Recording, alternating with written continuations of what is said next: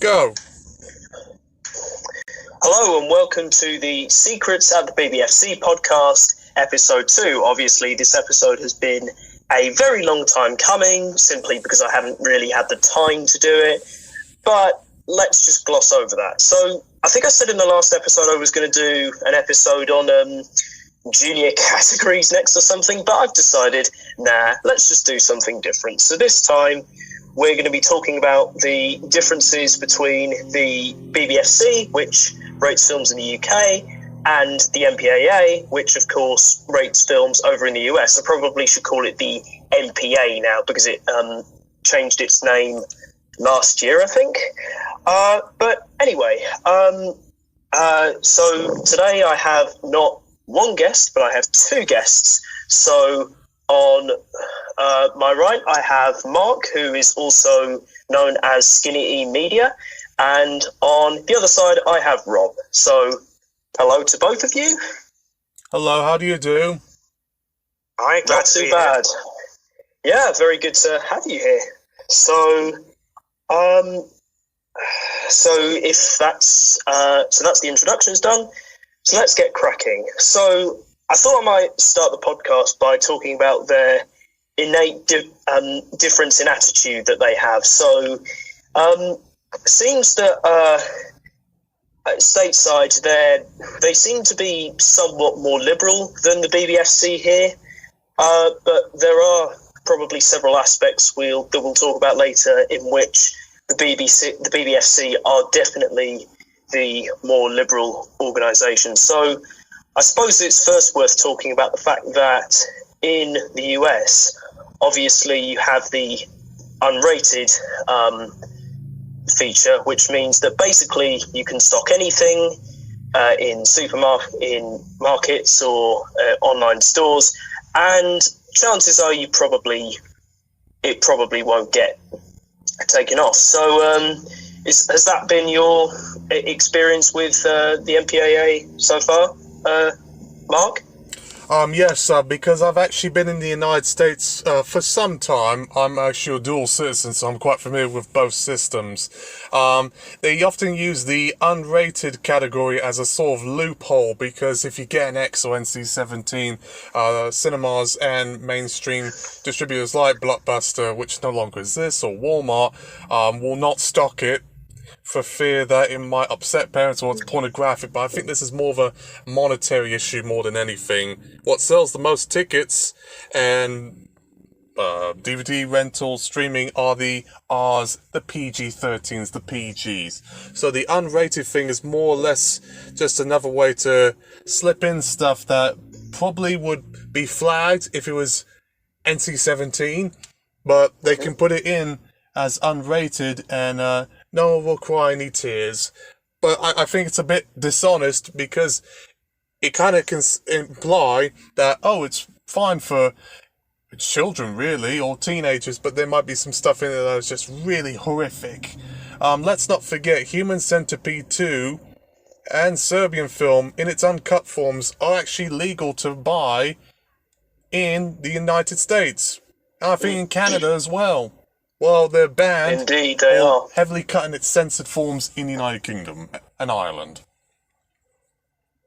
Because in America they are protected by their First Amendment. So basically they can't pass legislation that forbids you to sell unrated films like is the case over here. Oh yeah. Yeah. That would be illegal. Yeah. And we all know how notoriously difficult the US Constitution is to amend. I think you need a 2/3 supermajority. But I think I'm probably rambling a bit. So I guess one of the things with the BBFC and the MPAA, one of the things they share in common is their innate ability to respond in a bit of a knee-jerk manner to certain disasters. So obviously you've got, in the UK, you had the Hungerford massacre, in which a man opened fire on the town of Hungerford in Berkshire, I believe it is, and obviously after then, James Furman, who was then the director of the BBFC, obviously went on a bit of a moral crusade, you could say it was, in order to tone down several films. So obviously, you had films like Rambo 3. Now, that was a very, very heavily cut film for its video release, and even at 18. Yeah. Even at 18, it was pretty much hacked to bits. There was basically nothing left in it that could be considered at all objectionable, and the argument was even put forward at the time that the video release should actually be rated 15. And yeah, so what were your thoughts on that? Well, my personal thoughts are, it's kind of ridiculous. I mean, every time something like that happens, like there's a shooting like Hungerford or Dunblane or Columbine in America or countless others, they always try to blame something like movies or video games or music and everything, and it's as ridiculous now as it is back then. There has never been any evidence to find any link between, violence in media and violence in real life, but it's just a great scapegoat. And of course, you got people like Furman or Jack Palance at the MPAA who just want to swallow that bait, hook, line, sinker, and then they just start shredding the films and hope that they're making a difference. And they're fucking not. I mean, it's ridiculous. I love how you just went into a small rant there, but and actually, one of the you pointed out a very good another similarity between the BBFC and the MPAA is that for a very long time, both of them had similarly autocratic, somewhat obsessive people in charge of their organisations. So obviously, James Furman at the BBFC and Jack Valenti at the MPAA, who was actually Valenti. That's it. Yeah. I believe he was. I think he was Lyndon B. Johnson's secretary or something like that. So he worked in the government. So obviously a very knowledgeable person. But then he had strong connections with the federal system, and who took over for him after his reign, I think, was Dan Glickman. And I know Joan Graves was another name at Motion Picture Association that was very much responsible for certain decisions on particular films. Let me just tell you something that's hilarious that I saw in an interview one time. One of the films that she regrets giving out a rating to that was by accident was Cars 2, which got a G rating. But because they complained of a torture scene involving a car having its tyres being held and wheeling on till it explodes. Of all films, that one? I mean, Cars 2. I mean, come on, surely they've got bigger fish to fry than that. Well, it's like what James Furman said. His biggest, in fact, his only regret was giving a PG rating to Prince of Thieves. And it's like, all his 25-year tenure, that's his only regret? I mean, the guy gave an uncut U rating to Watership Down. I mean, and let's not forget, he also, gave a lot of PG ratings to films that probably shouldn't, like Jaws, Arachnophobia, Empire of the Sun, and whatnot. Jurassic Park, The Mask, Mission Impossible. Films that nowadays would be rated 12A, but back then, because 12 was restricted, they had to just be so much more easygoing at PG. They're probably concerned they would get more complaints if they rated it 12 than at PG, so they just hedged their bets. Well, that's what happened with the whole Spider-Man debacle. There was an uproar about parents not being able to take their children to go see Spider-Man. Tobey Maguire one, not the one with Tom Holland. I don't really care for those. And that's what spearheaded, to some extent, as well, with trial sessions in Norwich, the 12A, which had its 20th anniversary. And I actually interviewed Sarah Peacock from BBFC about this. I'm saying its impact and how it became, slowly through time, quite like PG, a family rating. I never viewed it as a family rating. If an animated film was a 12, I viewed it as adult, just like Belleville Rendezvous. So I'm getting off on a tangent. And let's not forget their decision to pass Poltergeist at a PG rating, despite that pretty graphic face-tearing scene. You mean the MPAA, or the MPAA? Yeah. It's 15 over here. Oh, yeah. I mean, not that I've seen Poltergeist, but... I think it's probably safe to assume that Poltergeist would likely retain its 15 rating over here purely for the threat, I guess, and also that particular scene that I just mentioned.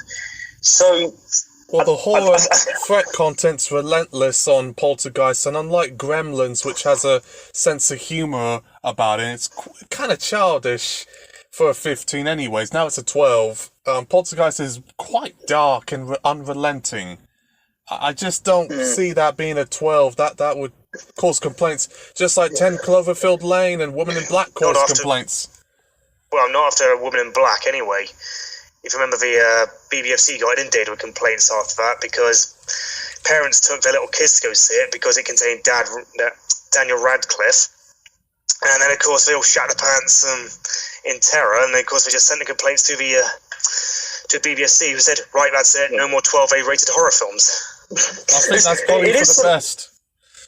I mean, it is sort of funny that quite a few of those complaints do seem to come from parents who took like 4-year-old children to watch something like The Dark Knight. I mean, you have to remember that even though The Dark Knight was the most complained about film of 2008, the vast majority of those complaints came from parents who had taken children who were nowhere near the age appropriate to watch that film, given how given the intensity of certain sequences. I mean, obviously, that doesn't mean it is a 15 film. I haven't seen it, but it does look just about okay at 12. It is very borderline. I saw it at the cinema, and we first saw the pencil scene. Me and my friend was going, ow! You don't see any blood or anything, but it is very scary. It is quite impactful. I mean, your mileage may vary on what you think. I personally think it's okay at 12A, bearing in mind you have to cut the umbilical cord at some point. Yeah. Hold on, let me interject on this one. A film that really should not have been a 12A for me was Da Vinci Code or Casino Royale. That scene where Paul Bettany tortures himself and he's naked. We don't see any penis or genitalia, but just the flagellation and self-harm and some of the blood is a bit too disturbing. I saw this when I was 13 or something. I felt uncomfortable doing that scene. And then Casino Royale, the torture scene, they should have just cut that whole thing out for a 12. That was inappropriate. And actually, this is actually quite an interesting case study here, Casino Royale, because the two films were actually cut differently by the BBFC and the MPAA. So, whilst the BBFC merely took issue with the torture scene, which is the infamous scene where Le Chiffre tortures James Bond for I think it's bank information or something like that. So that was the scene cut in the UK, but in the US they actually took issue with two further scenes. One was the bathroom fight near the beginning of the film, and the other was the stairwell fight, I believe. Yeah, where they attack on machete. Yeah. So it's quite interesting to see the whilst both of them were focused on the violence, they were focused on very different violence sequences, because obviously the BBFC is much more concerned about things like torture than it is about general fight scenes. That's been a pretty clear concern from them for quite a while, it seems. I remember seeing that same report you were saying. I think it was on moviecensorship.com, and I found it quite bizarre too, because usually MPAA is a little bit more fidgety about sexual content and nudity, and that torture scene in question definitely has some sort of weird sexualized element to the violence. And I was quite surprised, because I even have seen it on uncut, like on HBO or something, when I was in the US visiting a family member, and I thought, Christ almighty, this can't be PG-13. This is like a R at best. I don't know, maybe I was a prude or something, but I don't think you should be showing torture scenes involving a man being beaten in the genitals at that low of a category. Even at 15 it raises some questions, but because it's James Bond, they let it pass. License to Kill, I know everyone says that one's the most violent one, but at least License to Kill didn't have a scene where a man's bollocks get beaten, but we do see heads exploding and a man being eviscerated by a saw machine in his legs. Yeah, that was unsettling. Grim. I think in terms of that, it is equally fair to say that License to Kill does not deserve to be a 12A for the reasons just given. So, and then Quantum of Solace, I think, even had a brief moment of rape. And Spectre had that scene where my eyes man's gouged out, and then he has like a needle pricked into his head, God, and he's like, ah! Oh. I mean, seriously. If this was a Bond, this would be 15. Yeah, no, I was when I was watching that scene, I was thinking to myself, why did I was amazed they didn't cut more of it out to achieve a 12. It was still pretty brutal, even for 12. I mean, I can see why something like that would probably have to be reduced anyway, but things are weird. You mentioned The Dark Knight earlier. I mean, have you seen The Dark Knight Rises? Yeah. I have not. Because I remember seeing that, and I thought, bloody hell, this is violent for a 12A. I mean, like I say, you don't see any detail, much like the previous one, but you get necks get broken, I mean, throats get crushed by kneecaps, I mean, and it just seems quite nonchalant about it. It's like, we're just quite surprised that, but, I mean, obviously the MPAA, we understand they'll let so much go in terms of violence at certain categories, but it becomes quite surprising that BBFC actually do say, yeah, no, we'll let this go. But then again, of course, there's also Alita Battle Angel, which is the most violent 12A or PG-13 I have ever seen. And no cuts on either side of the Atlantic there. I mean, I guess just thought, it's a silly, cheesy sci-fi flick that's heavy CGI. We just let stuff go. Yeah, one similarity between the two is they really do seem to let things go, and I point out Terminator 3 here because Terminator 3 was granted an R rating in the US. I think it was for both its language and violence, because obviously the MPAA states that you can only say fuck once. Obviously, even though that's demonstrably untrue, you can actually say it twice. There have been so many PG-13s with 2. Yeah. The Martian and Social Network are a few good examples of that word being used more than once. Or American President, which uses 3. Tres palabras. Really? Yes. I don't think I'd ever come across that one. It's a political drama with Michael Douglas. I thought you said Nights Out. I didn't realise you meant Knives Out. Yeah. No, I said American President. Wait, who said Knives Out? Was it Rob? I did, yes, because that contains 2 fucks in, and of course it was passed on and cut at PG-13, much like Social Network and Deep Impact did back in 97 or 98, I can't remember which year. So they had no issue. So clearly you can say fuck twice in a PG-13. Yeah, and you can even say it 3 times, I believe. I think As Good as It Gets with Jack Nicholson had 3 uses, as did, I think, The American President also had 3 uses. Both of them were PG-13s. But anyway, back to Terminator 3. Gone? There was a film just recently that actually said 4. It was an animated documentary from Denmark about refugee crisis called Flee, or Floch, and that had 4, but they only put 2 uses in the subtitle version. Because I saw it as part of a film festival, I was quite, wow, the MPAA's grown up. And they gave it a 15 by the BBFC, weirdly enough, which I think would really hurt the audience for this, because I think a lot of young people would like it because it's anime, but it's also about, politics and stuff. But anyways... Oh, no, actually, I just wanted to point out, you haven't seen The Lady in the Van, have you? I have. I've seen it. My mother likes it. Yeah, instantly, I was just looking it up, and it seems that it's rated PG-13 for a brief, unsettling image. There is a scene in question which involves a car collision, and then there's blood stained on the windshield, and it's implied that she accidentally killed someone. But I think at the BBFC they sort of overlooked that, and they focused on the F words in question. But yet the MPAA didn't list anything about the uses of that word.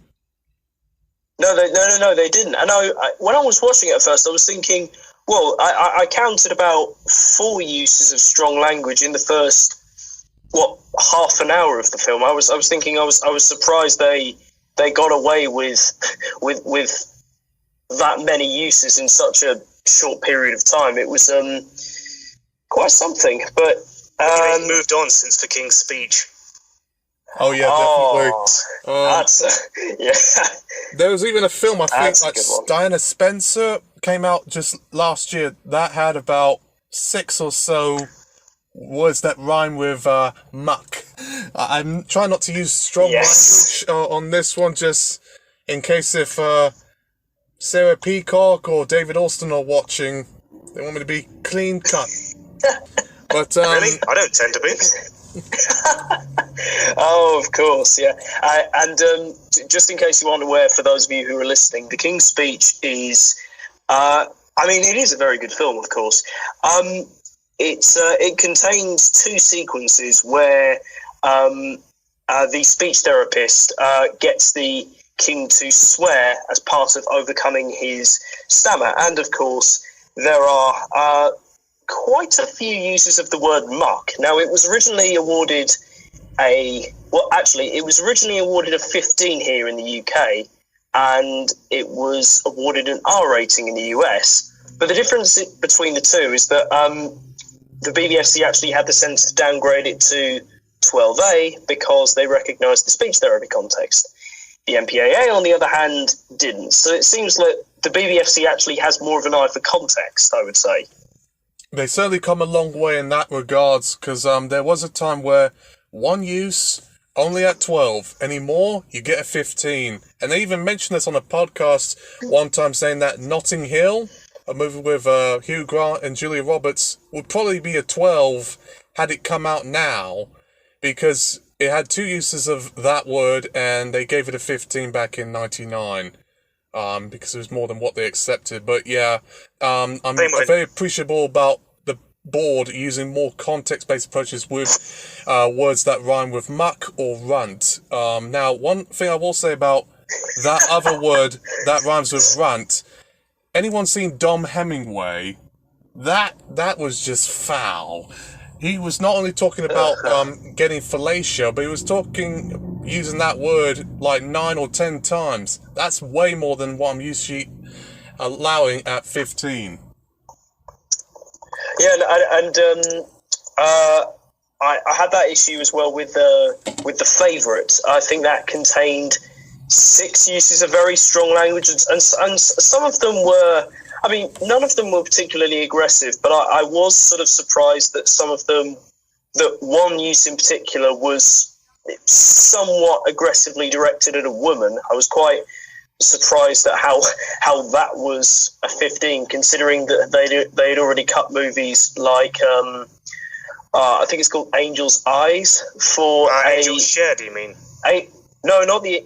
No, it is. I saw it just the other day. Great Scottish film by Ken Loach. It has like 13 or 14 uses of runt. I think I was. I think I was talking about. I think it was. It was a film called Angels. Yeah, Angel Eyes. It's a film with Jennifer Lopez, and I think it was cut by the BBFC because of its single, somewhat aggressive use of very strong language, and it would appear that nowadays something like that wouldn't really be cut by the BBFC. Same with Bridget Jones's Diary. there's just one use of the word cunt mentioned by the boss is, "Oh, careful, you ham-fisted cunt," and that was changed to ham-fisted cow to avoid an 18. Obviously, nowadays, I don't think that would really be much of a bother to them. It would get an uncut 15, especially considering the context that it's done in a very comedic manner because it's a comedy film. That Angel Eyes, however, that's a bit more serious, but I still think they would allow it at a 15. I mean, according to the GNC films, the cutting edge that on YouTube that we watch, that Angel's share, well, officially it was cut down from 20 to 6 uses of, well, that word, although apparently it's actually 8, they just missed 2 of them. Yeah, it shows how the BBFC can still miss stuff, like the MPAA. So, They did that. They did it with a Twister back in 1996. There was one use of the word "fuck" in there. They missed it, so they passed it at PG. They re-examined it for a video. They caught it, so said, "Okay, you're either going to be 12 or that's getting cut out." The distributors chose the latter. Indeed, they did. And, I didn't even know about that. I think, That's apparently bizarre. so. If in doubt, always look it up on IMDb. That's an incredibly great source of information and knowledge, that website. I always check their is parents' indeed. guides all the time. Yeah, same here, absolutely. So I guess we should sort of talk about how ratings have sort of changed over time. So Did you not want to talk about Terminator 3, which you were mentioning earlier? Oh, yeah, I did. So, obviously, Terminator 3 was passed with a 12 rating in the UK, but contains quite a brutal scene in which a robot basically rams its robotic arm through a man's chest. It's quite graphic, and I think that would... And well lit, so, I mean... Oh, yeah. It's not a discrete scene in any way, shape or form. So I think something like that would probably be passed at a 15 today. But it's interesting to see how the BBFC... Yeah. But it's interesting to see how lenient the BBFC were compared to the MPAA in that regard. And I suppose we should sort of talk about how the PG-13 rating in the US and the PG rating in the UK have sort of changed, because obviously the PG-13 rating is nowhere near as lenient as it used to be. Obviously not until the I think it was the Super Bowl incident of 2004. I'm not particularly aware of it, but anyhow, I think I was watching a video called it was something like WTF happened to PG-13, and it showed a comparison between the 1997 film Anaconda, which features some quite graphic scenes of stabbings and shootings and the lot, and then its sequel, Anaconda Blood Orchid or something like that, in 2004, which occurred after the Super Bowl incident, is nowhere near as graphic as the original film. The first was 15 over here, the latter was the equivalent 12A, so I mean that probably would tell you quite a lot. But however, I mean, while you're talking about how lenient the PG-13 was back then, we seem to be forgetting that a lot of the PG-13 ratings in the 90s did get rated PG over here, mainly because 12 was restricted. So, as I mentioned earlier, the BBFC had to be a lot more accommodating. As well, there were also a lot of them that got 15s as well, like Changing Places, Dreamscape, Flamingo Kid, Red Dawn, which is the first ever film to receive the PG-13, and I think Doc Hollywood as well. Mortal Kombat. And some of those films, early PG-13 films were quite adult. They had quite a bit more nudity than, the PG-13 films nowadays. I think probably because of, like you said, cultural conservatism, because Janet Jackson exposed her breast for a brief flash, and then 9/11, so on and so forth, and the fear of losing out on the Chinese film market because they're very censorious is why they have to desexify a lot of the films that are aimed at teenagers. I doubt a film like, even for a second, Titanic or Mr. Woodcock might even be PG-13 by today's standards, because so many people are freaked out by just a brief flash of the areola. Yeah. And it's and that's also one of the clear differences is the MPAA's seemingly never-ending obsession with sex and nudity and that kind of thing. I think it was Pedro Almodovar's Bad Education, or La Mala Educación, as it's known as in Spain. I think that was 15 rated over here, but NC-17 rated, oddly, over in the US due to its sex scene. So obviously they are much more preoccupied about sex over there than you're absolutely right. And not to interrupt you, but we know about Nomadland, right? That was a major film, won Best Picture. The only reason why that film received an R rating was because it's shown Frances McDormand bathing in hot waters. You see everything, but it's very quick, and there's no sort of leery sexualization you would find in a typical PG-13 or R film. It just felt really restricted. I didn't understand why. There was nothing offensive about Nomadland. Well, one thing with two films I've always looked at to see the difference between the BBFC and the MPAA are the first Hunger Games film and that Fighting with My Family that stars Florence Pugh. Yeah. I haven't seen Fighting with My Family, but I've seen Hunger Games. Well, I mean, as you may know, the Hunger Games was an uncut PG-13 in America, but the BBFC... It wasn't, actually. It was. It had to be cut to avoid an R rating first, and then that PG-13 version became the worldwide version of the film. But yeah, it is still PG-13 in that form. But I'm not... Okay, well, was it that PG-13 version of the film that the BBFC decided had to be cut to get it down to a 12A? Because they did say that film had to be subject to quite some heavy cuts and edits in order to get it down to the equivalent 12A rating. Most of it involved darkening or just digitally moving blood, which, to be asked me, is kind of silly because you should keep it in the violence but removing the consequences of said violence. Yeah. But of course, it would have been an uncut, uncut in inverted commas by what you said, 15. But again, that's all due to violent content. Whereas Fighting with My Family, on the other hand, over here was an uncut 12A, which probably had as much swearing as you can get into a 12A, but still, it was uncut.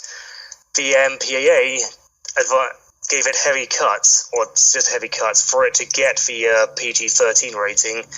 Otherwise, it would have been R. Yeah, I don't understand. Sorry, you were saying? Oh, no, continue. Yeah, because I actually saw the same thing as you did on censorship.com. I think it was because of the use of the word cock, which... There was that one, yes. Why? Lena Headey's line. Well, it is considered quite a strong word. I mean, the three strongest words are, and I'm going to have to say them, I'm afraid, cunt, fuck, and cock. Obviously, cunt being the strongest. You can't say the C word in a 12. Was this Fighting with My Family? Well, yeah, the word cock is mentioned in Fighting with My Family, and of course, Lena Headey says it's like you should see his cock when talking to other couple. The MPAA decided the word cock had to be cut off, or just cut halfway through, in order for it to be allowed at PG-13. There's also a scene where... sexual sense, like penis. It's like using the word twat in its actual meaning. That would be considered more offensive than just calling someone a twat because he's your mate. Okay. But also, I mean, there's always the scene where Florence Pugh as Paige first sees The Rock, and she goes, "Dick me dead and bury me pregnant," and then The Rock turns around and repeats the phrase back to her.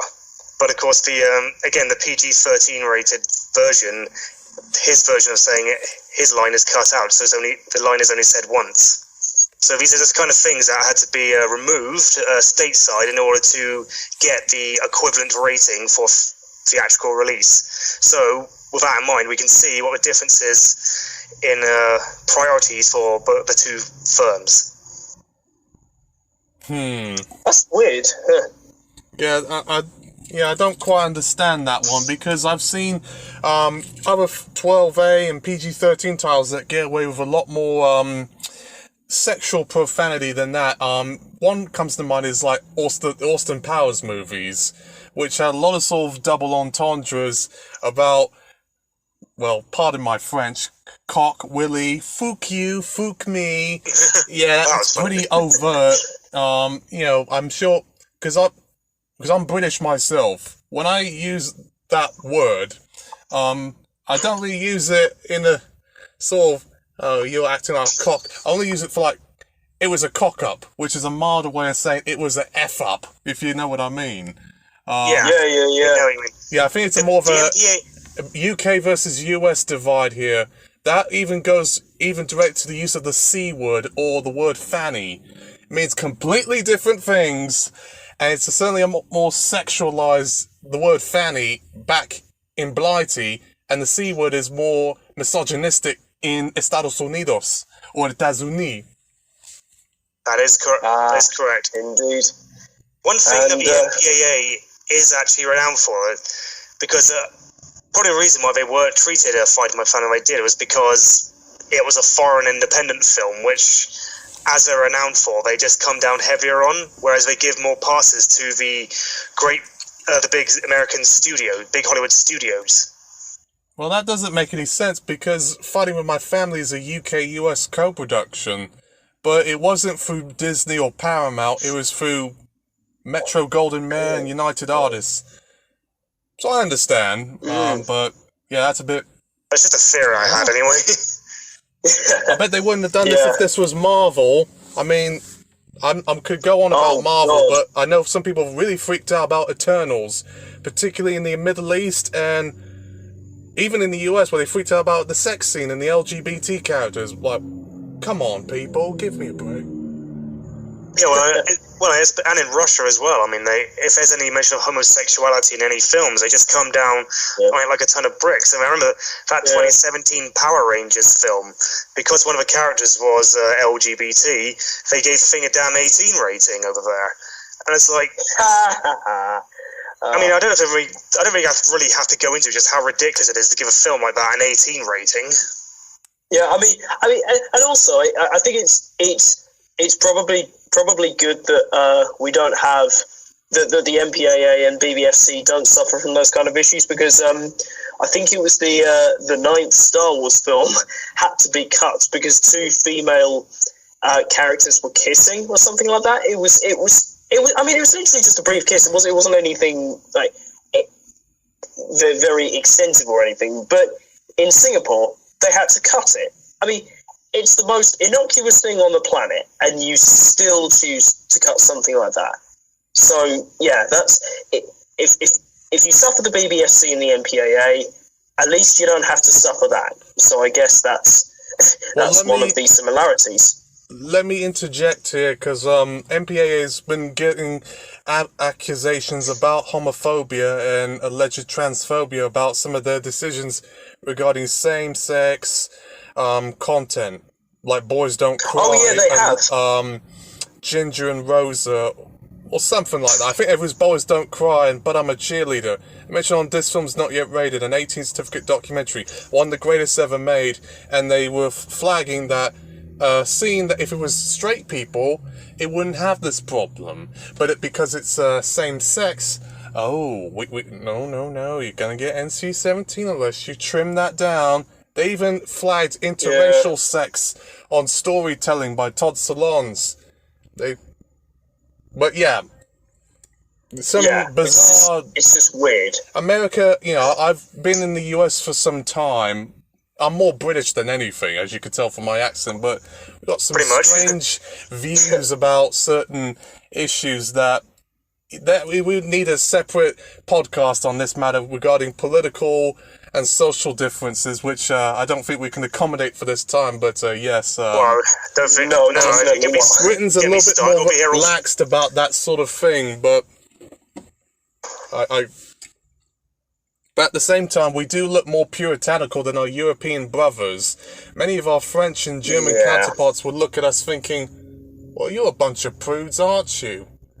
Well, we're the only country in Europe that gives that much of a toss about swearing. I mean, the Irish do a bit, but like, you can see films over here that are making 15s and potentially 18s or anything, or NC-17 for their bad language. But in continental Europe, they'll probably just get passed through 12 ratings because, well, they just don't give a shit about that. I mean, Sausage Party was given an 11 rating, I think, in Sweden. Yeah, well, they're a bit more relaxed about adult cartoons. They really don't care. I think even like Paprika, which is Japanese animation, or Demon Slayer, that got like an 11. And in France, it got like a PG type of warning, which they dub as tout public avec avertissement, which means all ages welcome, but with a caution. So yeah. Well, lovely. Well, in France, they both 50 Shades of Grey and that Blue is the Warmest Colour, both were rated 12. So, I mean, I think that really just says it all at the end of the day. Yeah, we do seem quite puritanical, but who in their minds would take a 12-year-old to see 50 Shades of Grey? I don't quite get that. Or that's an odd one. Well, I'm not saying you should take a 12-year-old to go see it. I mean, I think a lot of it does come down to a bit of parental responsibility, and I think a lot of these age ratings are just there because a lot of parents can't be bothered to engage in responsibility and just rather just have someone make the decision for them. Yeah, we're not saying you should do it. We're just saying you can do it. It's just that kind of. Just sort of boils down to that, I guess. So, although the R rating in America allows them to take their kids to see us anyway. In fact, loads of parents did take their kids to go see Deadpool or Sausage Party in America. Yeah, and much of a surprise. I was actually there when they played those two films. I was somewhere near San Diego, and I did see quite a lot of children present, particularly at Deadpool. And I think there was one or two of them that was also another film called Happy Time Murders that involved puppets.